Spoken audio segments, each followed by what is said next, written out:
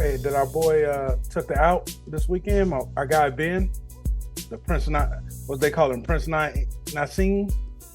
What about him? Did he take the out this weekend, falling out the ring? Ben Whitaker? Yeah. What do you think? Now he took the out. He was he was losing that fight. I didn't see. Oh man, was he losing that fight? Yeah. 100%. Yeah, it wasn't going his way. I didn't like the commentary.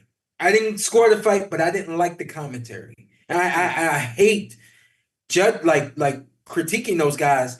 But I felt like when there's and they did the same thing with Crawford. When there's an expectation and the expectation isn't being met, commentate based on what's happening in the ring. Don't commentate based on your expectation not being met. You know what I mean? The other guy was a really good boxer. It kind of is what it is. Cameron. Chapman. Yeah, Chapman I'm sorry, not Chapman. Cameron. Yeah. Cameron's he's a good boxer. It is what it is. Just because he don't have the accolades and the status of this guy don't mean he can't get in there and go with him. You know what I mean? Like, kind of is what it is. I don't know if he was losing the fight, but I do know that he wasn't meeting the expectation of the commentary, and they made that very apparent. But when he goes over the ropes, and I analyzed this, he hooked him, right? He hooked him and fell back. See, that's my thing. That's my thing is who goes on the ropes like that and leans that far on the ropes? You know what I mean? So, but I felt like what was it? No contest? Yeah, it ended up being a no contest. Yeah. I don't understand what happened. He leaned on. I think he actually had to settle for a technical draw. Technical draw. Right. Yeah. So now he leaned back on the ropes and they flipped and basically both landed on their heads. Something like that, something crazy like that. They both landed outside the ring. On the table. Yeah, on the table, but outside the ring. Fifth round. What, 10-round fight?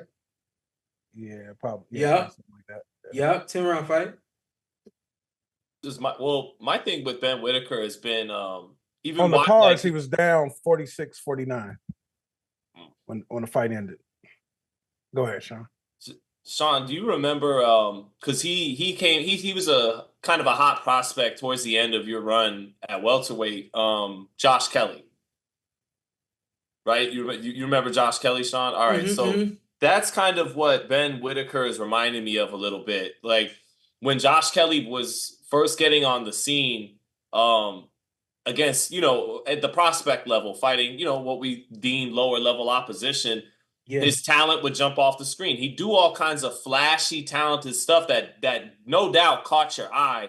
Yeah. But would it translate to the next level against veterans who are technically sound, fundamentally sound?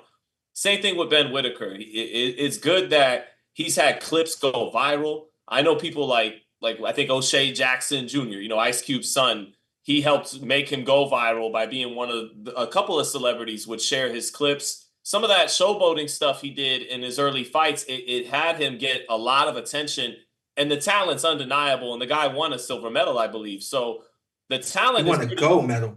Did he? I thought he won a silver. I commentated him at the games. He won a gold medal. Got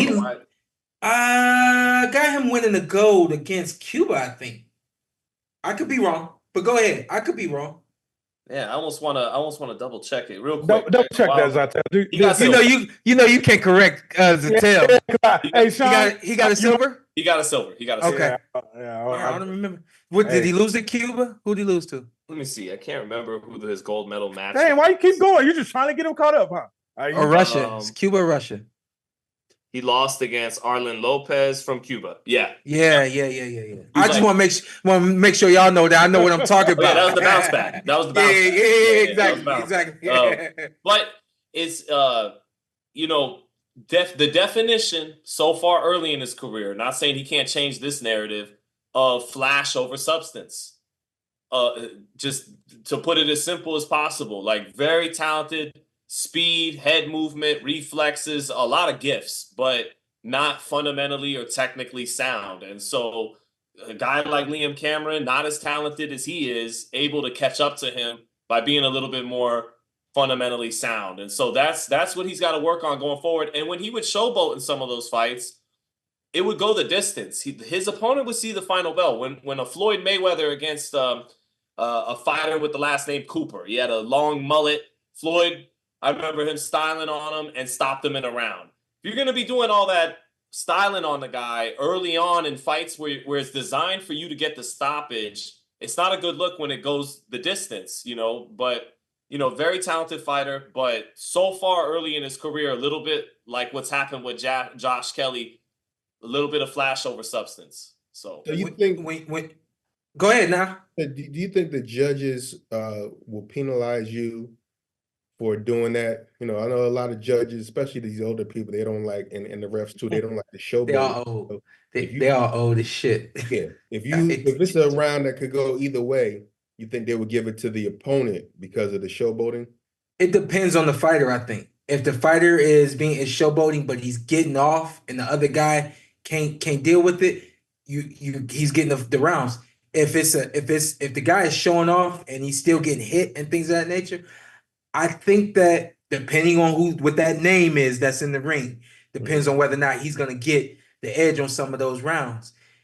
A fight like that we just saw the other night, on TV, they had him losing the fight. I wasn't sure if he was losing the fight, but I can't imagine around the ring they had him losing the fight because that's not the name, that's not the attraction, and that's not what we were told was going to happen in the ring on fight night. So kind of is what it is. But listen, real quick on this, I felt like while I was watching this fight, felt like I was watching Caleb Plant versus Trevor McCumbee, where you had one guy that's so fast, so sharp, but he keeps getting touched and he keeps getting broken down. And I think where the separation is between those two fights, Caleb has been through enough in and out of the ring for him to be mentally tough to weather the storms that came his way from McCumbee, where we saw that Ben Whitaker not mentally tough. And it got the best of him. When he goes over the ropes, the thing that clicks in his mind is stay down. And I think he stayed down for good reason. Even if he didn't feel like he was losing the fight, he knew that this guy was handling everything that I had for 5 rounds, and I don't want no more of that. You know what I mean? So I want to see these guys rematch because in order for Ben Whitaker to continue on the path that he was on, he has to decisively beat Liam Cameron. So I expect that to be the move for both these guys moving forward. But I'm worried for the kid because I don't know. Like you just said, Zittel, that substance is much, much stronger than that flash. So if he comes back to the ring with a little more substance and even more flash than he had the other night, because he started to not operate as himself, that's because of this right here. So, and also this, we got to look at this too. So, Sean, he remind me of the kid that used to train with you, the flashy kid. You talking about took the out kind of the same way, remember? He slammed dude out the ring. You talking about Montana, right? Yeah, Montana Love. Yeah. He kind of did an out like that too when it wasn't going his way in the fight. Of course, I thought about that too. Yep, of course, I thought about that too.